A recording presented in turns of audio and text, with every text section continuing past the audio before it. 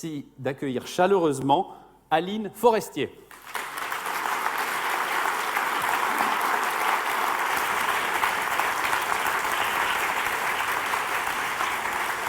Aline Forestier, si vous en êtes arrivé là, vous connaissez les règles du concours. Vous savez qu'après que je vous ai posé la question, est-ce que vous êtes prête? Lorsque vous répondrez « je suis prête », le chrono entamera sa course jusqu'aux 180 secondes. Je me retire et je vous pose la question. Aline Forestier, êtes-vous prête? Je suis prête.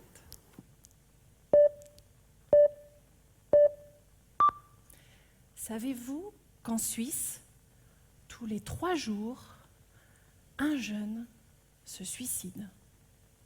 Et parmi eux, les garçons sont le plus concernés. Pourquoi? Parce qu'ils utilisent des moyens plus radicaux, mais surtout parce qu'ils ont une manière différente de montrer leur mal-être. Et que ces signes restent invisibles pour les soignants.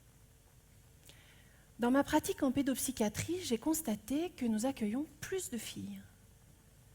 Mais où sont les garçons? Où est Enzo?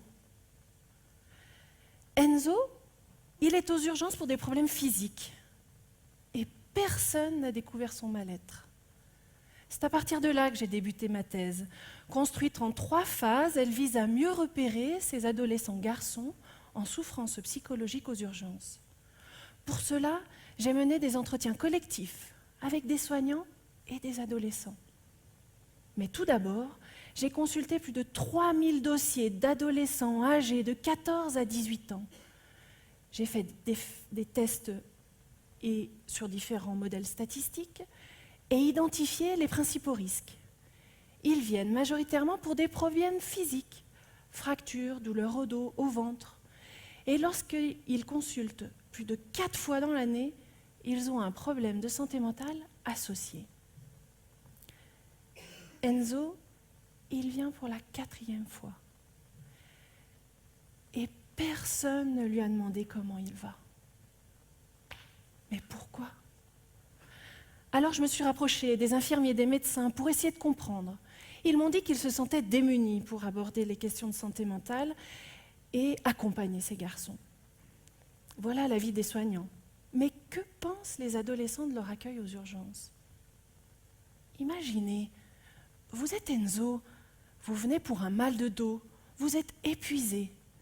Et là, devant vous, une infirmière vous demande « Puis sinon, t'aurais pas envie de mourir ?» Probablement que telle une huître, vous vous refermeriez. Et la prochaine fois, vous ne viendrez plus aux urgences, puisque pour vous ouvrir à la confidence, vous avez besoin de vous sentir en confiance dans un lieu sécurisé. Telle est l'analyse des paroles que j'ai collectées auprès d'Enzo et de ses amis. Finalement, avec ces résultats, j'ai produit des recommandations pour améliorer l'accueil des garçons. J'ai indiqué l'usage de grilles d'évaluation et proposé aux soignants des formations. Tout ça pour réduire le nombre de suicides. Mais surtout, que le mal-être d'Enzo, il soit enfin visible.